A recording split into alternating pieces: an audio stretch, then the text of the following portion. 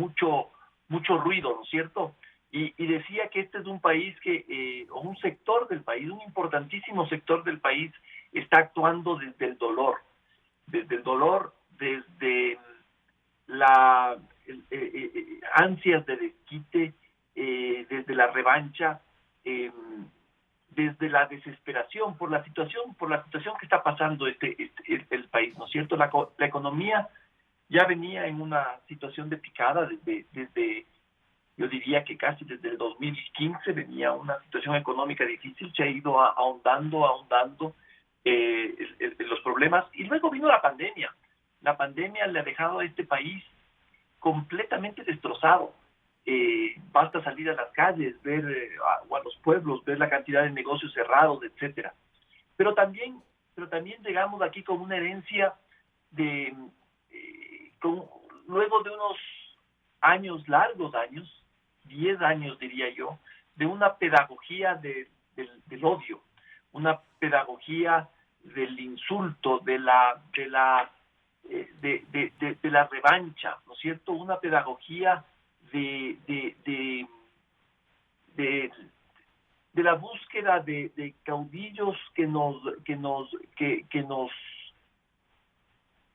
desquiten de nuestros pesares, ¿no es cierto? Que nos liberen y que hagan recaer todas nuestras frustraciones sobre aquellos que se les considera privilegiados.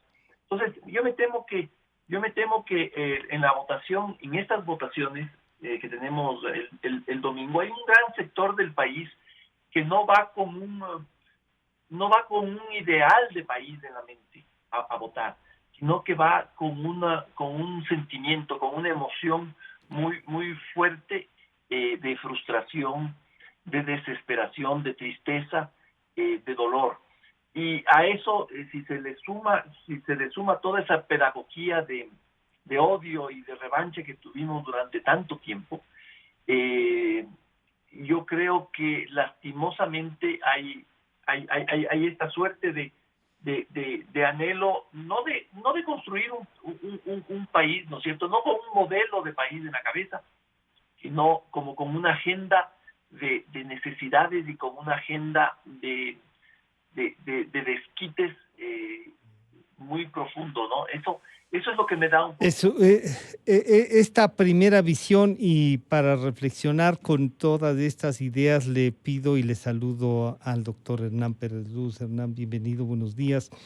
Bueno, entonces esto que usted también nos recordaba en su columna, Eligiendo un Destino, pero también usted en esto de que hay, como dice, un grupo que quiere revancha, que además tiene nostalgia del poder, y aplicando la pedagogía del odio que pusieron en la vida diaria de los ecuatorianos, intenta regresar para imponer a lo mejor lo que sí ha dicho Martín, esta revancha, ¿no? Pero usted nos recuerda, en cambio, que en la propia campaña ya nos dicen en el discurso, hay un candidato, como usted nos recuerda en su columna, que ofrece dinero y no pasa nada. Y hay otros que dicen cualquier cosa y tampoco pasa nada. O sea, 16 candidatos que lo que terminan yo diría, con una gran tristeza para el resto de ver lo que han hecho con nuestra incipiente democracia. Doctor Pérez, bienvenido, buenos días. Hola, muy bien, buenos días, Francisco. Un saludo a Martín, a Sebastián, a todos y a todos los televidentes o radioescuchas y seguidores de este programa. Bueno, en efecto, me parece acertada la evaluación que hace Martín en su análisis. Y es verdad, ¿no? Fue una década también de mucho dinero, ¿no? Mucho dinero fácil. La sociedad ecuatoriana de alguna manera, podríamos decir, casi fue sobornada, ¿verdad? A cambio de esa abundancia de dinero, en gran parte, inclusive saltándose toda norma de ética o legal, fue prácticamente desparramado a lo largo de todo el país. Luego vino una crisis económica, la caída de los precios del petróleo, y el gobierno de Correa no quiso obviamente hacer los ajustes necesarios y seguimos con esta droga, ¿no? Entonces, como que la sociedad ecuatoriana fue sobornada, fue un soborno colectivo que se vivió, y de pronto ahora eso es un buen argumento, ¿no? Es decir, esto, vamos de una manera a regresar a esto, y esto se debe a este odio que se tiene, a esta sensación de exclusión, y que simplemente vamos ahora a darle la vuelta a la tortilla, digamos. Simplemente aquí se quiere, por una buena parte del país, dar vuelta a la tortilla, pero seguir con la misma receta, ¿no? Ahora, lo que yo no notaba en la columna, efectivamente, el país estamos el resultado de una desinstitucionalización.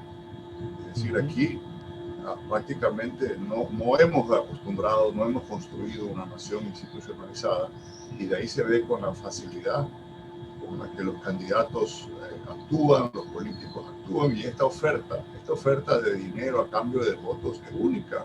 Sí, tuvimos algo parecido en una época en la que el candidato a la presidencia, un candidato ofreció casas, había que inscribirse en el partido para darle casas fue una de sus llaves de victoria. No hubo ni las casas ni el gobierno, porque ninguno de los dos hechos sucedieron. El gobierno cayó en pocos meses y las casas nunca llegaron. Y luego no habíamos tenido esta cuestión, porque ya no son casas, es dinero en cash, digamos. Entonces, hemos llegado ya a ese clímax, ¿no? de corrupción, de coima, de que esto ya se institucionalizó, se normalizó.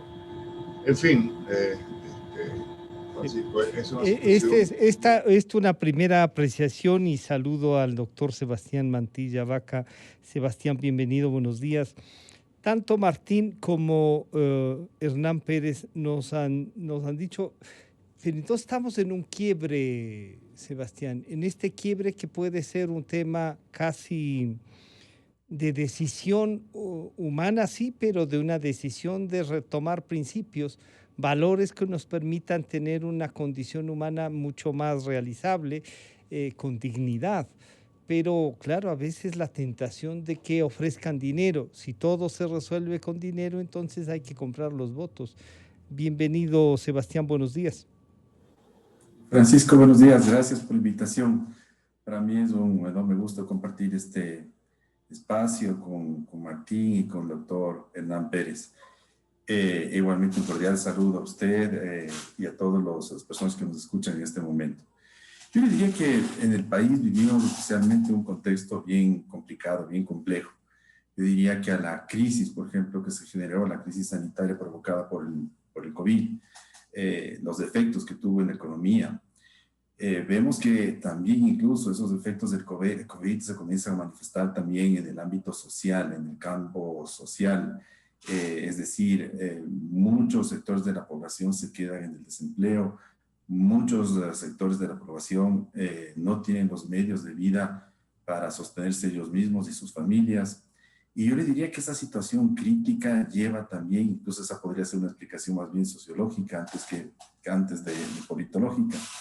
Es como que quiebra el vínculo y el lazo social. Es como que nos rompe, nos separa y nos divide. Y es justamente por eso, digamos, ese vínculo de sentirnos parte, por ejemplo, de un barrio, de una ciudad, de un país, se rompe ante situaciones, digamos, que pueden ser para ellos muy inexplicables, como la situación económica, la situación de que quieren de alguna manera un servicio que tenga relación con la salud, o que acudan, por ejemplo, a buscar un trabajo y no lo consigan. Entonces yo creo que vivimos una situación bien complicada, que no solamente es provocada, o sea, que por un lado es provocada por esta situación más crítica que viene, digamos, tiene relación con problemas y causas estructurales, pero a más de ello le sumamos en esta época electoral líderes políticos y movimientos políticos que unos, en lugar de convocar a la unidad del país, a la unidad de la nación y hablar más bien de esperanza, de progreso, hay otros que más bien insisten en la postura de la división del país entre los ricos y los pobres, entre los buenos y malos, o sea, es decir, recurriendo a los artilugios del populismo clásico, del clientelismo clásico, y no solamente que a través de ese discurso enfatizan y dicen que la situación que viven se debe a justamente porque existe una división social, de que son los ricos los que explotan a toda la mayoría de la población y por eso estamos así. Entonces yo creo que eso también se ha dado y eso hace que también esa división o esa división que existe a nivel país se ahonde, se profundice mucho más. Y ve usted que en el caso, por ejemplo, de los mismos políticos, que más allá, por ejemplo, de exigirles propuestas realmente acordes con las necesidades y problemas que vive el país actual, exigirles y ver si es que tienen, por ejemplo, también igualmente equipos de gobierno que sean capaces de sacar al país de esta crisis. Son estos, digamos, partidos políticos y movimientos, sectores políticos que yo les diría han recurrido también a las mismas prácticas del pasado, es decir, comprar el voto, ir con una funda de comida, ir con una lista, decirle te doy $1000, inscríbete aquí y vota por mí, o si te inscribes en esta lista yo te doy empleo. Es decir, casi en ese sentido no ha cambiado la política. Yeah. Y yo le diría, estamos asistiendo también incluso a un escenario donde no tenemos partidos, o si es que existen partidos, simplemente son partidos de membrete y no existen como tal. Hay varios, como se suele decir, hay varios lemas o membretes que están ahí, pero antes de avanzar en eso, que creo que puede ir a la reforma, como puede ir al tratamiento de las enmiendas que están en trámite, aunque un poco cercenadas, diría, por la actual Asamblea. Martín, este panorama, que entonces puede ser desolador en unos casos, sí ha hecho también reaccionar a otro sector de la población que dice, no, ahora hay que apuntalar. Y entonces sí hay dos países que se disputan, yo no creo que ninguno pueda llegar más del 30%, que están ahí, pero están disputándose y están disputándose una segunda vuelta. El rol de los otros va a ser, no sé, buscar de alguna manera. Se ha dejado de disparar desde los otros a los primeros. Y claro, mientras se ofrecían unas vacunas que un presidente sale a decir, oiga, yo no he dicho eso, lo que puede ayudarle a hacer una gestión, salen financiamiento nuevamente desde los grupos irregulares, por llamarlos así como se comprometieron a llamarlos, o sea, los subversivos de Colombia, ahora además vinculados al narcotráfico. Este es un panorama difícil donde el propio recurso económico de la campaña vamos a tener que trabajarlo, Martín. Sí, coincido contigo, ¿no? Estos dos sectores, estos dos conceptos de país que existen, son los dos modelos que seguramente pasarán a la segunda vuelta. Entramos en una fase de supuesto silencio electoral, que yo creo que va a ser muy difícil de que se cumpla como dicen en los papeles, porque ahora a través de la tecnología y las redes sociales es donde más se ventila el tema electoral, y yo creo que eso no va a detenerse. A mí me impacta mucho el daño que le hizo al país los 10 años del gobierno de Rafael Correa. Fue un proceso de desinstitucionalización muy grave, y en esa desinstitucionalización entra un tema que lo acaba de mencionar Sebastián, ¿no? Que es la muerte de los partidos políticos. No es que el Ecuador haya tenido un modelo político y electoral ideal, ni que estemos ahorita añorando un mundo perfecto y un paraíso, no. Yo creo que el Ecuador siempre tuvo un sistema electoral muy patojo, muy precario, ¿no? Precario, muy sí. Muy precario. No nos podemos olvidar de aquello, pero yo sí creo que los partidos de alguna forma ayudaban a que existan posiciones doctrinarias sobre propuestas doctrinarias sobre cómo se debe construir un país. cómo se debe convivir en una sociedad, un modelo de Estado, etcétera. Ahora las cosas no son tan así. Ahora las cosas, yo insisto, se maneja mucho por un lado, por los temas de la nostalgia, de volver a un espejismo, de abundancia y de prosperidad, que claro, es un espejismo que pega mucho porque precisamente la situación ahora es difícil, terrible, ¿no? Sí. Ahora, yo sí quisiera mencionar algo que es que yo creo que en esto la responsabilidad está en muchos sectores de la sociedad. Yo creo que hemos normalizado, dejamos que se normalice, permitimos que se normalice lo que ocurrió, que el autoritarismo sea un sistema viable, ¿no es cierto? Que la cleptocracia sea una operación hasta cierto punto admitible. ¿Por qué digo esto? Porque yo siento que luego de ese periodo de autoritarismo cleptocrático que tuvimos durante 10 años, muchos sectores de la sociedad empezaron a tener como una posición muy distante, muy fría, bajo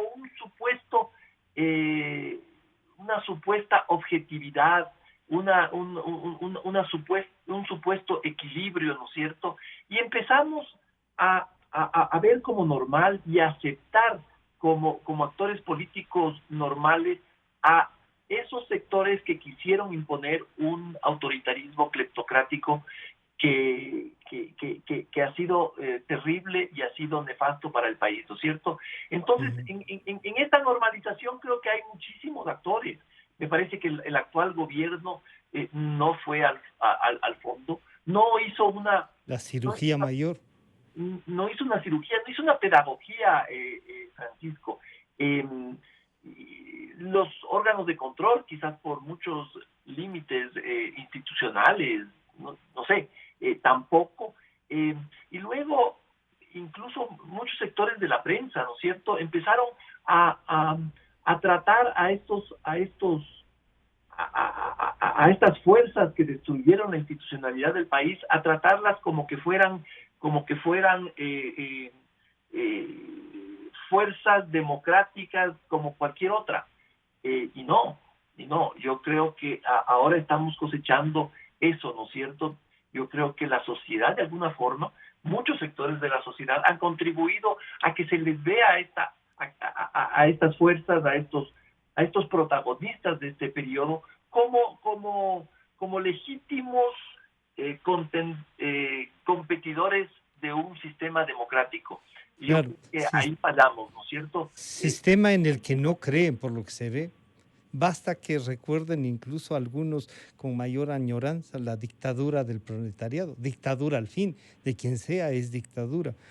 Doctor Pérez, entonces hay unos sectores de la sociedad que fueron beneficiados sin duda, que hicieron mucho dinero en los 10 años del gobierno pasado, del que ahora nos plantea, digamos, que fue producto también el de estos 4 años, aunque cambió y hay que reconocer algunas cosas, pero vienen por más, dice.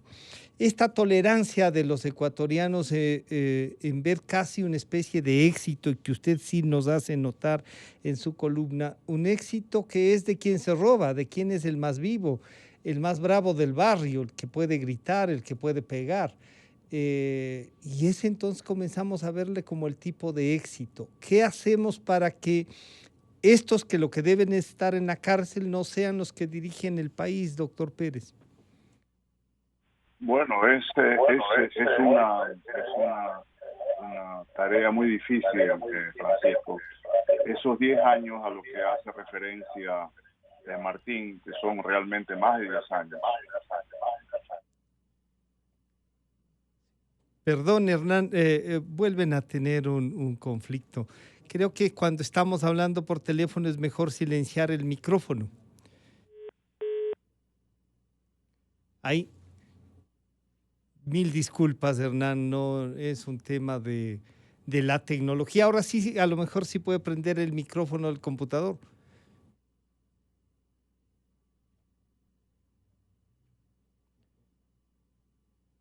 No, estamos con...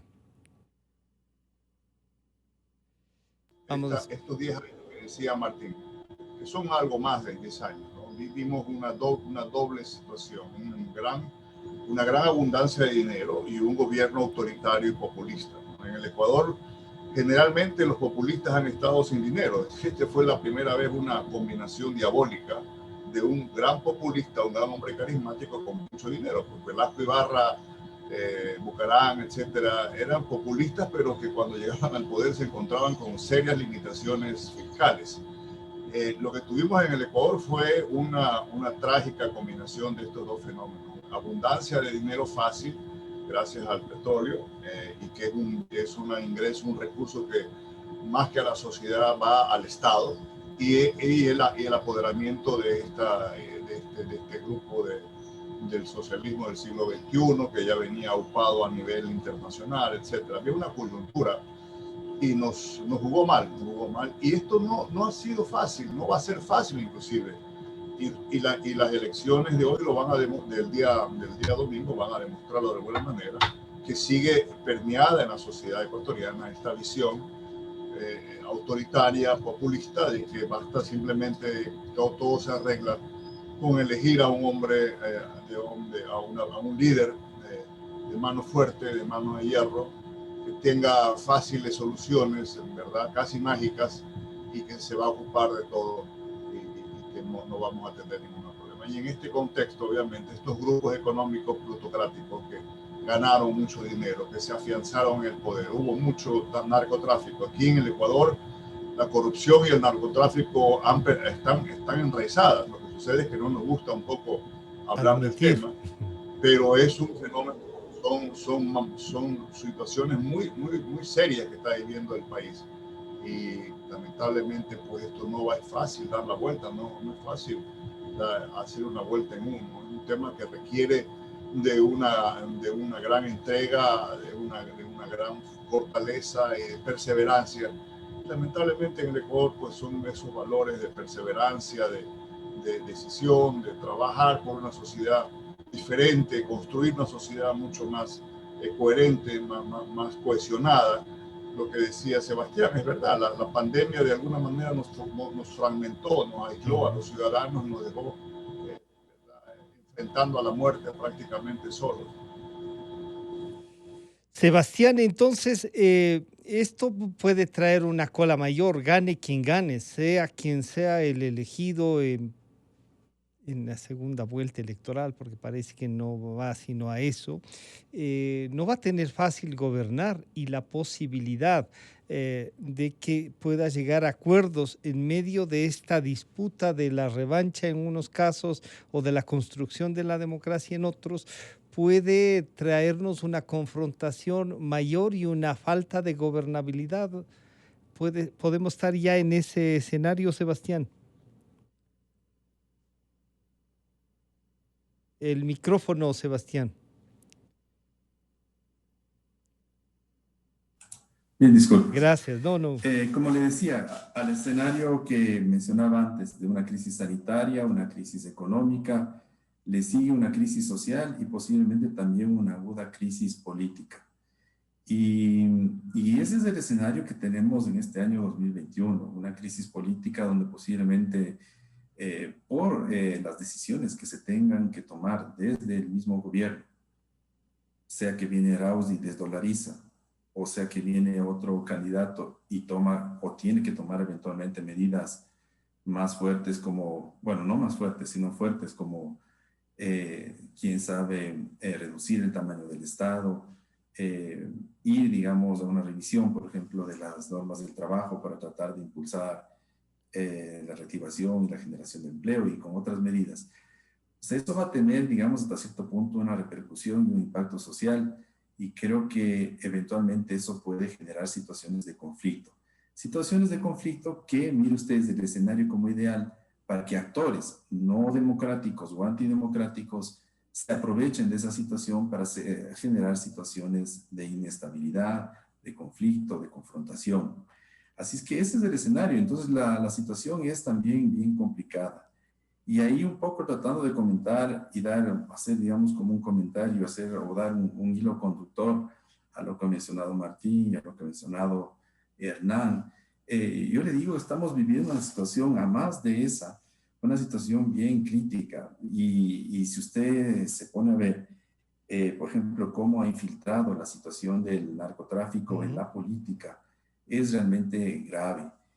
Yo le diría que lo crítico no es solamente eventualmente el eventual financiamiento de la campaña de uno de los candidatos de parte del ELN o de las FARC, sino que detrás del ELN y de las FARC están los carteles mexicanos, el cartel de Sinaloa, el cartel del Golfo, el cartel Jalisco Nueva Generación. Es decir, hay carteles mexicanos que han estado incidiendo en el país y en la política, porque de alguna manera el hecho de que exista un gobierno que promueve y facilite, por ejemplo, la salida de droga, la entrada de dinero sin ningún control, es, digamos, como un aspecto, un factor que para ellos les facilita el negocio internacional de la droga. Entonces, ¿qué le quiero decir, Francisco, Hernán y Martín? De que aquí estamos luchando o estamos viendo una lucha política con tremendas desigualdades. Sí, actores y movimientos políticos que tienen un cierto financiamiento público, un cierto financiamiento privado, pero eventualmente ciertos partidos que tienen todo el dinero del narcotráfico como para ahora, en este momento, comprar el voto. Y entonces un poco esa es la desesperación por llegar al poder. Eso es lo que yo he dicho. No es una desesperación del grupo del correísmo y de Arauz y de toda su gente, de simplemente llegar al poder porque ellos viven con un sueño de transformación del país, porque ahora ellos ven la posibilidad de, en esta crisis, sacar a millones de gentes de la pobreza o mejorar o ir a una reactivación económica. Les interesa captar el poder, porque desde el poder quieren emprender una serie de iniciativas que son o que pueden ser cuestionadas y que tienen que ver con el financiamiento que están recibiendo y han recibido en los últimos meses y anteriormente durante 10 años. Ese es el tema que se está en juego y entonces aquí se está jugando también la institucionalidad, la democracia, la posibilidad no solamente a ir a una situación, digamos, como la de Venezuela. Mire usted, Venezuela no es un país solamente de un señor Maduro, un señor títere o un grupo de corruptos. Detrás de Venezuela y de Maduro hay carteles mexicanos y carteles de la droga que financian para que eso se mantenga y se mantenga por años. Es decir, una toma del poder desde actores internacionales que están intentando justamente retomar el poder para ello. Mire usted las declaraciones del señor presidente Moreno hace pocos días. Sí, sí. Y le digo, y solamente para terminar, dice, este gobierno se ha preocupado sustancialmente de sacar adelante el país, dice el señor Moreno, de la peor postración en la que dejaron precisamente, cito, el delincuente que ahora está en Bélgica es la persona que dejó saqueado el país, era el jefe de una banda, se refería al expresidente Rafael Correa, y decía, ventajosamente la justicia ya ha determinado que ese delincuente debe estar preso y cuando regrese irá indefectiblemente a la cárcel, porque al pueblo no se le roba. Con eso no sé si ya un poco le explico por qué digo lo que digo. Sí, no, pero además queda claro que incluso el presidente Moreno que fue su vicepresidente y se lamenta y lo ha hecho públicamente el no haber tenido conciencia de lo que estaba pasando. Pero claro, Martín, entonces en este juego político, en esta reconstrucción de un país, en esto de buscar, estamos enfrentándonos a fuerzas muy difíciles y tú nos has hecho notar una cosa, con sectores, con élites del país, intelectuales, empresarios, que disfrutan y les importa solo lo de ellos. Hay intelectuales que se pusieron al servicio y que si no se hubiesen puesto al servicio como se pusieron, no tendrían la plata que tienen ahora y no vivirían como viven ahora. A lo mejor seguirían siendo tan respetados y respetables. pero no, se volvieron historiadores que se volvieron cronistas de la Revolución Ciudadana, intelectuales generando tesis para sostener una idea de captar esto que puede convertirse en lo que dijo Francisco Huerta, en una narcodemocracia y un narcogobierno y un narcopaís. Martín, esta es una disyuntiva realmente peligrosísima para la sociedad, en donde unas élites no quieren ver eso. Sí, es bueno que tú hayas puesto ese punto, Francisco, ¿no? Porque muchas veces se asume que estas adherencias al populismo es sobre todo responsabilidad de las clases bajas, de los sectores menos educados, etcétera, ¿no es cierto? Pero yo creo que aquí hubo una gran corresponsabilidad también de ciertas élites, ¿no es cierto? Élites que no entienden que bajo regímenes autoritarios y populistas pueden tener réditos, altos réditos, pero por corto tiempo, pero que de alguna forma lo que hacen es destruir un sistema de convivencia republicana y democrática, que es el sistema donde supuestamente deberían vivir y desarrollarse su sector, su descendencia, sus vínculos sociales, etcétera, ¿no es cierto? Es del tomar el botín más rápido y más cercano y olvidarse de que la casa donde se vive se destruya. Y creo que eso fue muy fuerte en este país. Lo fue en Venezuela también. Yo Claro, me sí. temo que este es un fenómeno, me temo que ese es un fenómeno que ocurre en muchos lugares, ¿no es cierto? Es la falta de compromiso con un modelo democrático, con un modelo de tolerancia, de convivencia, de respeto a la ley, de respeto al imperio de la ley, ¿no es cierto? Y a unas instituciones que nos permitan tener un sistema de vida democrático. Entonces, sí, me parece que esas élites son en parte responsables. Veo que están cayendo muchas de ellas en lo mismo, lastimosamente. Hay sectores de empresarios que se están reuniendo con estos mismos sectores que fueron los encargados de destruir la institucionalidad y de socavar los principios democráticos de este país, que ya están coqueteando con estas fuerzas. Entonces es muy difícil que exista una posición sólida de defensa de esos valores cuando hay élites que están en esa posición.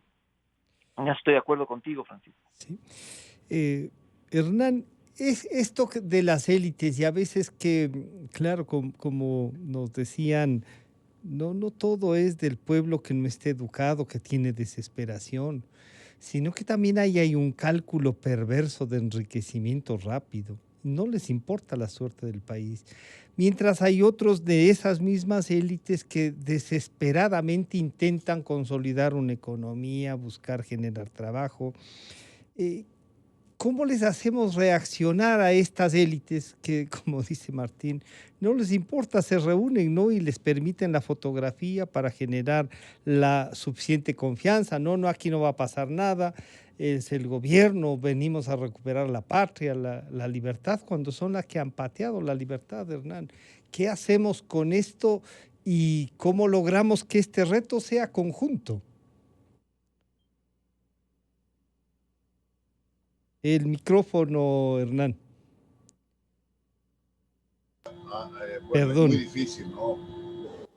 Hemos visto esto en acción en los últimos días, la ambigüedad de los millonarios Noboa, la actitud del millonario, el señor Romero, pero toda esta gente alrededor con estas posiciones políticas medias extrañas, medias supuestamente cómicas, pero que en el fondo esconden una realidad. Hay unas élites que han tratando de asegurarse la impunidad ¿verdad? Aquí hubo mucha gente que se enriqueció durante la dictadura de Correa y ahora lo que están buscando es que este destape que hubo durante estos últimos 4 años no les llegue a ellos, básicamente es eso, ¿no? Y por otro lado hay pues nueva gente que quiere pues más bien que ya les toca el turno, digamos. Yo también quiero, claro. Exactamente. Entonces, bueno, denunciarlos abiertamente como lo que son, digamos, simplemente son colaboradores de un régimen, el régimen más corrupto que hemos tenido en el Ecuador, que nos arrasó la institucionalidad, que nos ha comprometido las libertades públicas, que ha hecho del Ecuador un país de los más corruptos del planeta y vea usted lo que discutíamos en días pasados, ¿no? La falta de presencia en Ecuador, de inversión extranjera a largo plazo, seria, ¿no? ¿Verdad? De calidad, si se quiere, porque en Ecuador pues está en manos entregadas a los inversores chinos, ¿no? Simplemente donde los estándares de conducta empresarial son extremadamente bajos, casi no existen. Entonces el Ecuador se ha entregado, pues prácticamente aquí no hay reglas que no sean simplemente las del abuso y las de la ilegalidad.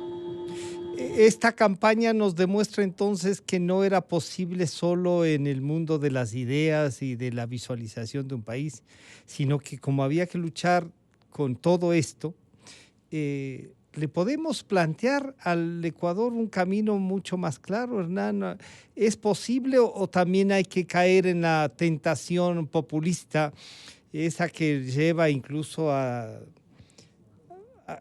sacar de la imagen que ha tenido toda su vida y hacerle otra cosa como para intentar que la ciudadanía se lo vea más cercano? Y en esto han tenido mucho que ver los asesores y los encuestadores. Yo que creo que la encuesta sirve para hacer diseños, me parece que se está usando exclusivamente para decir lo que quieren escuchar, no para invitarles a reflexionar. Y eso es muy grave también en medio de todo lo que ustedes ya han analizado. Esto es una irresponsabilidad también de estos asesores, Hernán. Exactamente, yo creo que son una de las clases que más ha tenido impacto negativo, yo diría, en la política ecuatoriana. Mire, las encuestas sirven para obviamente tener alguna idea de cuáles son las actitudes o comportamientos de los futuros o de los electores en general, pero de allí a someterse a las encuestas y decir lo que aparentemente están deseando, hay un abismo, ¿no? Entonces hemos castrado a los líderes. De esa manera, los líderes son para guiar a los pueblos, no es al revés, no es que los pueblos deben guiar a los líderes. Entonces las élites políticas juegan un rol en el Ecuador, pues básicamente de andar simplemente al vaivén de las circunstancias y no realmente imponer una agenda, y más bien esa pedagogía de la que hablaba Martín al inicio, la hemos perdido, ¿no? Entonces, o nunca la hemos tenido o la hemos tenido muy débil, ¿verdad? Es verdad, esa es una de las situaciones más trágicas o negativas que hemos tenido en el Ecuador. No sé si decir esto, ¿salvamos esto, Sebastián? ¿Es posible salvarlo, volver al mundo de las ideas, volver a un mundo en donde el desarrollo humano sea sustancial y no la venganza, la revancha o el apetito de convertirse en millonario? Como que el ser millonario sería una de las mayores satisfacciones del ser humano, ¿no? Hay algunos de estos que Hernán los mencionaba, que decían, y uno al menos millonario no se lo ve por dónde, se le pregunta qué empresa tiene, no se sabe cuál es la empresa, su historia, y nos cuenta la historia del suegro o del anterior suegro, o sea, una cosa vergonzosa. No, bueno, ya lo de los 16 candidatos y a 5 o 6 le salvamos generosamente, pero ¿salvamos esto, Sebastián? El micrófono. No nos toca más, Francisco. Tenemos que ver las alternativas y opciones para sacar adelante el país. Y pese a que no nos sintamos del todo identificados con lo que pasa en la política, creo que los sectores que de alguna manera están comprometidos con el futuro del país, con la democracia, con el cambio social, con un tema de las libertades, los derechos, creo que tienen que ir juntándose. Y en ese sentido yo apelaría incluso no a esas élites antiguas o a ciertas élites empresariales, estas nuevas, que eventualmente solamente se enfocan en el lucro económico, sino en otras élites que también están preocupadas por el país, en ir arrimando el hombro. Es necesario también igual trabajar, Francisco, en la formación de nuevos líderes, en la formación de nuevos líderes, incluso políticos, trabajar con la formación al interior, por ejemplo, de los partidos, de las asociaciones políticas. No puede ser que los candidatos que eventualmente aparecen por ahí sean candidatos que eventualmente ponen su carta de presentación porque son empresarios o porque han participado ya 3 veces o porque han hecho tal cosa. La gestión pública es muy diferente a la gestión privada. Tal vez en los dos, si es que puede funcionar eventualmente, tanto en lo uno y en lo otro, o en toda la vida, o todos los ámbitos de la vida, el tema del comportamiento ético y moral. Pero una cosa es manejar una empresa y una cosa es manejar el Estado. Se necesita un conocimiento de leyes, se necesita el tema del diseño, por ejemplo, de políticas públicas, que es fundamental. Temas de administración pública son herramientas a través de las cuales todos los aspirantes a políticos deberían saber y deberían conocer y dominar. Entonces yo creo que ahí, por ejemplo, nos falta todavía mucho, ¿no? Ir generando esos espacios de interacción. Pero creo que en este caso también, incluso más allá de lo que acabo de comentar, miren, nosotros, por ejemplo, como sociedad civil y como académicos hemos conformado recientemente este colectivo Voces por la Democracia, que de alguna manera ha tratado de generar, digamos, un contrapunto en este escenario de autoridades, de partidos y de ciudadanía para que estas elecciones sean mejores, para que la gente vote pensando, para que la gente vote de manera crítica. Yo incluso le diría también, Francisco, igualmente Hernán y Martín, creo que ya del tema de que yo proponía en un principio del tema del voto reflexivo, creo que ahora tenemos que ir pensando más bien en el voto útil, en el voto que eventualmente puede salvarnos o puede hacer una distinción entre ir a un sistema autoritario, corrupto como el que ya tuvimos antes, o un cambio a un sistema que respeta las libertades, la institucionalidad y que tiene como prioridad el progreso y el desarrollo del país. Pues creo que en ese sentido yo le digo, hay que tratar de más bien, eventualmente en este momento, no votar y decir, bueno, en la primera vuelta voy a votar por este que me gusta o este que habla bien, sino un poco ver cómo está un poco conformado ese escenario y tratar de que el voto que vamos a aplicar este 7 de febrero sea útil y nos permita, aunque no sea el mejor candidato, que no sea el mejor y tenga una serie de peros, pero al menos apuntemos a ese candidato que nos garantiza institucionalidad, democracia y hasta cierto punto algo de progreso. Les voy a pedir a los tres, para despedirles y agradecer esta participación, estas reflexiones, que nos den un mensaje, que le envíen a través de nuestros micrófonos y la imagen de Democracia TV, un mensaje sobre, no sé si pedirles también que le infundan algo de esperanza, de que esto está en nuestras manos también, que no es solamente esperar que otros hagan, también podemos influir. Y claro, que el 7 de febrero vayamos a votar primero y que nos comprometamos con un Ecuador que no sea el que otros resuelvan, sino el que nosotros podemos resolver. ¿Qué mensaje nos dejarías, Martín? Yo creo que el mensaje es que podemos salir de esto. Yo creo que es absolutamente factible evitar caer en el bache, y que eso no va a ser fácil, que yo estoy a pesar de todo este escenario muy pesimista del que hemos hablado, yo hasta cierto punto soy bastante optimista sobre lo que pueda ocurrir de aquí hasta la segunda vuelta. Pero yo creo que el mensaje es de entender que las soluciones buenas y a largo plazo no son fáciles, que tendremos que hacer muchos sacrificios, que que vamos a aprender a que los espejismos son exactamente espejismos, y que de aquí no se sale sino con trabajo, con ingenio, con innovación, no con las dádivas de un Estado que lo que quiere es tener grandes masas de gente a su servicio y a sus órdenes. Yo creo que aquí la independencia de la gente, la capacidad de ser independiente y libre de los dictámenes del Estado, del Estado capturado por estas mafias autoritarias kleptocráticas, es del trabajo y es la innovación y el sacrificio. Yo sí creo que vamos a salir, soy optimista, y me parece que el único mensaje que yo puedo dar es que pensemos en nuestros hijos y en los hijos que muchos aún no tienen al momento de depositar el voto, ¿no es cierto? No queremos un país de mendigos, no queremos un país de pordioseros, un país de una sociedad que solo está esperando que le regalen cosas.